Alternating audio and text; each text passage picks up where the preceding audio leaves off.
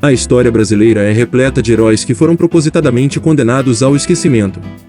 Muitos nomes que deveriam fazer parte da nossa identidade enquanto nação e que deveriam ter papel importante no nosso cotidiano, por culpa do preconceito, do racismo e da anticultura popular que sempre existiu no Brasil, são simplesmente apagados da nossa história.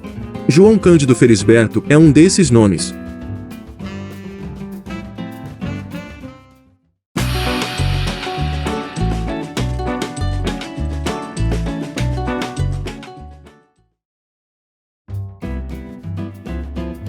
Nascido em Encruzilhada do Sul, no Rio Grande, a 24 de junho de 1880, era filho de João Felisberto e Inácia Cândido Felisberto, dois ex-escravos. Pouco se sabe da sua infância, mas ainda aos 13 anos, em 1894, entraria para a Companhia de Artífices Militares e Menores Aprendizes no Arsenal de Guerra de Porto Alegre, graças à indicação de seu protetor, o político e almirante Alexandrino de Alencar.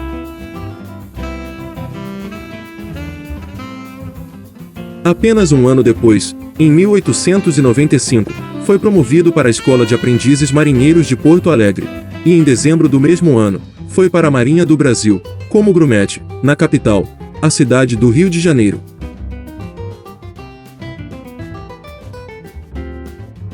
Ao longo dos anos, ele se tornaria um dos marinheiros mais experientes e habilidosos do país, tendo passagem por várias partes do Brasil e do mundo. Pelo seu bom comportamento, ganhou boa influência entre os oficiais da Marinha. Com isso, também ganhou um papel de relevância entre os marujos.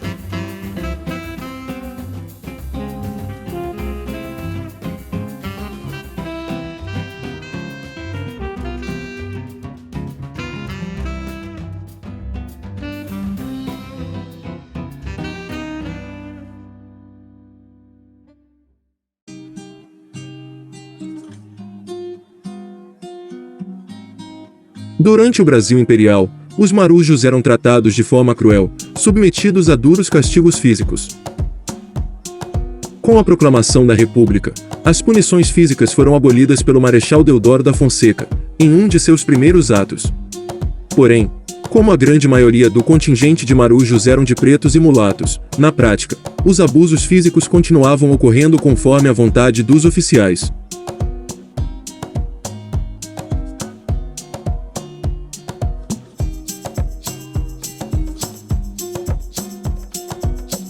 Algumas revoltas ocorreram contra isso, como a revolta na Canhoneira de Marajó, onde marujos exigiram a troca do comandante do navio devido aos abusos de castigo físicos que sofriam.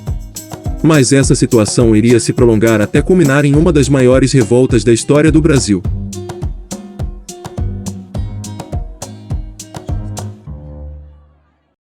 No início do século XX, o Estado brasileiro havia encomendado navios de guerra do Reino Unido, e em 1908 passou a enviar seus marujos mais experientes para acompanhar o final da produção deles. Em 1909, João Cândido também foi enviado ao Reino Unido. Lá, os marujos brasileiros tiveram acesso à informação sobre a revolta de marinheiros russos em 1905, onde reivindicavam melhores condições de trabalho e alimentação. Também viram que os castigos físicos já haviam sido abolidos na maioria das marinhas mundiais. Dessa forma, eles passaram a questionar a legitimidade da Marinha brasileira, que ainda usava de chibatadas para punir seus marujos. Ainda na Grã-Bretanha, os marinheiros brasileiros iniciaram um movimento conspiratório com vistas a tomar uma atitude mais efetiva no sentido de acabar de uma vez por todas com as chibatadas na Marinha do Brasil. Assim como narra o próprio João Cândido em uma entrevista concedida ao Museu da Imagem e do Som em 1968. Ouça essa parte da entrevista ao final do vídeo.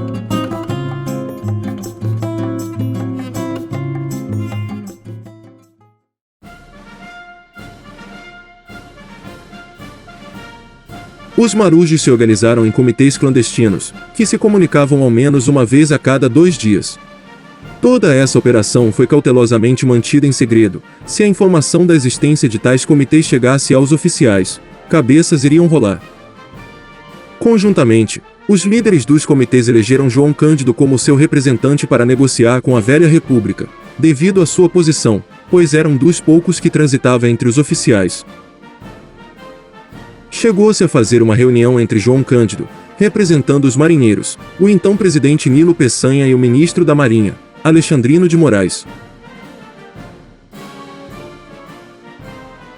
Apesar das várias tentativas de acordo para que a Marinha abolisse de vez as chibatadas, as negociações não renderam nenhum resultado. Dessa forma, os marinheiros decidiram que buscariam seus objetivos à força, com data e hora marcada, no dia 25 de novembro de 1910.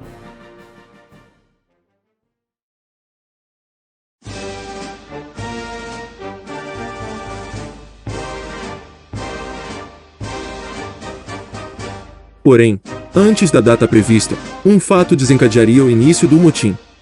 No dia 21 de novembro, no encouraçado Minas Gerais, em uma das 3 naus que acabaram de chegar do Reino Unido, o marujo Marcelino Rodrigues de Menezes foi punido com 250 chibatadas.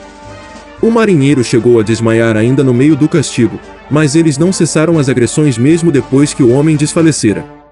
Uma cena de pura barbárie, semelhante à morte do congolês Moise no ano de 2022. Isso causou uma revolta generalizada entre os marujos, o que levou João Cândido e os comitês a anteciparem o motim do dia 25 para o dia 22 de novembro. No fatídico dia, o comandante do encouraçado Minas Gerais iria dormir fora do navio. Os revoltosos se aproveitariam disso para pôr em ação o seu plano. O plano era aguardar o comandante sair, tomar posse das armas e render os oficiais em seus camarotes. Porém, com a chegada repentina do comandante, que matou o marinheiro, e pelos ânimos aflorados dos revoltosos que não queriam mais adiar a ação, um confronto acabou se desencadeando e o comandante foi morto com um tiro na cabeça. Morreram nos conflitos desse dia 4 marinheiros, 3 oficiais e o comandante do Minas Gerais. Ao fim da operação, os marinheiros tinham o controle de 6 navios, mas concentraram suas guarnições em 4 deles, entre eles o encouraçado Minas Gerais e o encouraçado São Paulo.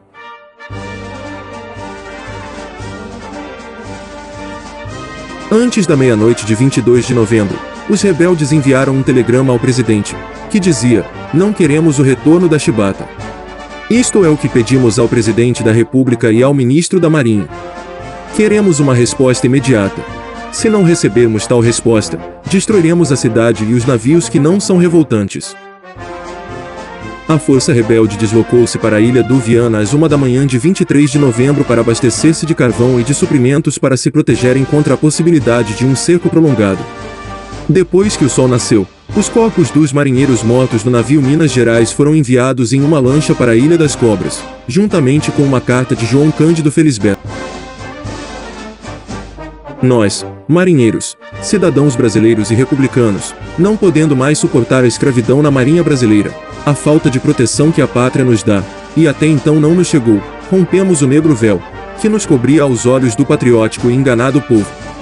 Achando-se todos os navios em nosso poder, tendo a seu bordo prisioneiros todos os oficiais, os quais têm sido os causadores da Marinha Brasileira não ser grandiosa, porque durante 20 anos de república ainda não foi bastante para tratar-nos como cidadãos fardados em defesa da pátria. Mandamos esta honrada mensagem para que Vossa Excelência faça os marinheiros brasileiros possuirmos os direitos sagrados que as leis da república nos facilita, acabando com a desordem e nos dando outros gozos que venham engrandecer a Marinha Brasileira, bem assim como retirar os oficiais incompetentes e indignos de servir a nação brasileira. Reformar o código imoral e vergonhoso que nos rege, a fim de que desapareça a chibata, o bolo, e outros castigos semelhantes. Aumentar o soldo pelos últimos planos do ilustre senador José Carlos de Carvalho. Educar os marinheiros que não têm competência para vestir a orgulhosa farda. Mandar pôr em vigor a tabela de serviço diário, que a acompanha.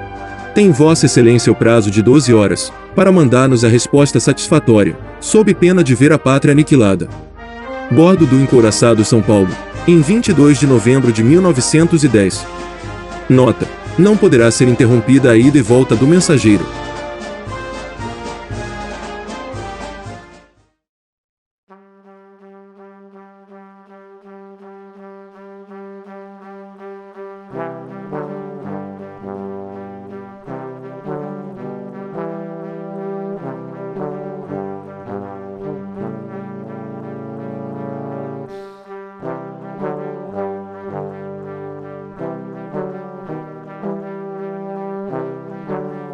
Após o envio da carta, os marinheiros mantiveram seus canhões apontados para a cidade do Rio de Janeiro. Suas reivindicações principais eram claras: o fim dos castigos físicos da Marinha e anistia aos marinheiros que participaram da revolta. No dia 25 de novembro, o Senado assinou a Lei da Anistia e o fim da chibata na Marinha, e no dia 26, a bordo do Minas Gerais, o capitão Pereira Leite entregaria a publicação da lei no Diário Oficial aos marinheiros. Enfim, a revolta cessaria e no dia 27, os marinheiros revoltosos entregariam suas armas. Porém, menos de 24 horas depois de os marinheiros se entregarem, o governo brasileiro, inescrupulosamente, promulgou um decreto permitindo a expulsão de marinheiros que fossem considerados um risco, segundo eles. Para piorar a situação dos marinheiros revoltados, 10 dias depois do fim da revolta da chibata, marinheiros instalados na Ilha das Cobras se rebelaram em um motim que foi violentamente oprimido pelo governo. Esse motim não tinha nenhuma ligação com a revolta da chibata e nem era organizado por ninguém, ele se iniciou por conta de boatos. Entretanto, foi a desculpa perfeita para o governo brasileiro instalar estado de sítio e mandar prender e assassinar quase todos os marinheiros envolvidos na revolta da chibata, inclusive João Cândido. Centenas de marinheiros foram dados como mortos ou desaparecidos e 2.000 marinheiros foram expulsos da Marinha. 11 foram fuzilados a bordo do navio Satélite, que levava 105 marinheiros rebeldes para serem jogados nos seringais do Acre, destino dos 96 que lá ainda chegaram vivos.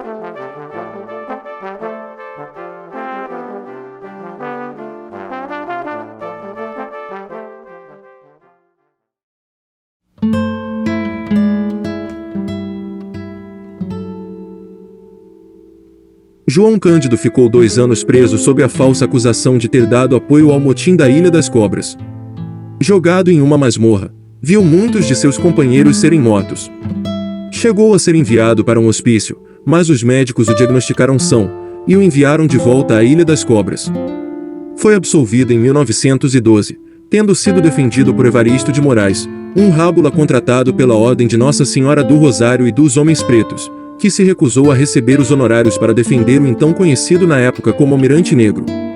Banido da Marinha Brasileira, João Cândido foi perseguido e passou o resto da vida trabalhando como estivador e descarregando peixes no centro do Rio de Janeiro. Em 1930 foi novamente detido pela acusação de subversão. Morreu pobre, em 6 de dezembro de 1969, aos 89 anos, vítima de um câncer.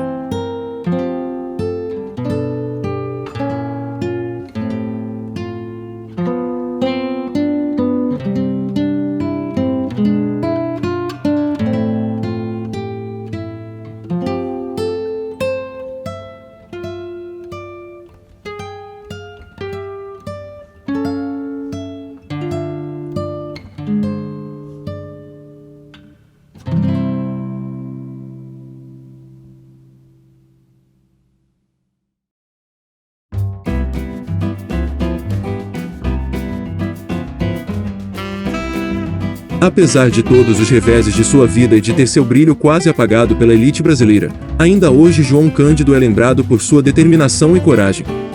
Recebeu várias homenagens ainda em vida, nos anos 50 e 60, mas a perseguição do Estado brasileiro não cessou. Em 59, uma homenagem a ele no Rio Grande do Sul foi suspensa pela Marinha Brasileira. Ele recebeu inúmeras homenagens póstumas, inclusive a tão sonhada anistia, que só veio no dia 24 de julho de 2008. Durante o governo do presidente Lula. Em 2021 teve seu nome inscrito no livro de Heróis e Heroínas da Pátria, porém, incrivelmente, mais de 100 anos depois da justa revolta, a Marinha Brasileira se posicionou contra a homenagem. João Cândido Felisberto é um brasileiro nato, lutou contra a opressão e pela liberdade do povo brasileiro. É um daqueles nomes que nos enchem de orgulho enquanto nação e que merecem todo o nosso respeito e admiração. Ouçam a seguir a voz do grande herói na entrevista concedida ao Museu da Imagem e do Som em 1968.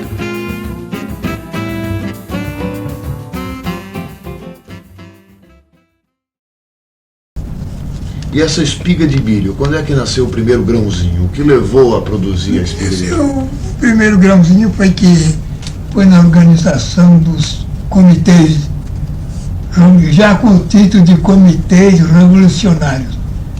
Cada um comitê, e a intenção era aquela, era logo que tivéssemos o elemento essencial para impormos às autoridades, a revolta teria que vir. Mas quem organizou esses comitês? Os marinheiros. Eu era um dos chefes, os marinheiros da época. Quais eram os outros chefes? Os outros, por exemplo, Dias Martins, que comandou mais tarde o Cruzador Bahia, Gregório do Nascimento, que mais tarde comandou o Coraçado de São Paulo, André Avelino, que comandou o Coraçado de Eudoro, todos esses marinheiros, eles congregaram os marinheiros dos navios em que eles serviam e de outras preparações. Mas essa ideia de congregar marinheiros nesses comitês nasceu de onde e por quê? Os próprios marinheiros. Pelo processo de chibatas. Para combater os maus tratos e as má alimentações da Marinha. E acabar definitivamente com a chibata na Marinha. O caso era este. Nós que vimos da Europa em contato com outras marinhas não podíamos mais admitir que na Marinha do Brasil ainda o homem tirasse a camisa para ser chibateado por outro homem. E nesses comitês, como o senhor assumiu uma liderança? Podia relatar esse seu processo? Assumi a liderança já indicado pelos demais comitê. Porque houve a formação de grupos. Cada um grupo tinha a sua função. Nós tínhamos o nosso pessoal de máquinas da própria Revolução. Nós tínhamos o nosso pessoal combatente da própria Revolução, que eram os próprios marinheiros, não era oficial, não. Nós tínhamos nossos próprios marinheiros especialistas que estudaram no inglês, lá na Inglaterra, conheciam o movimento dos novos navios a fundo.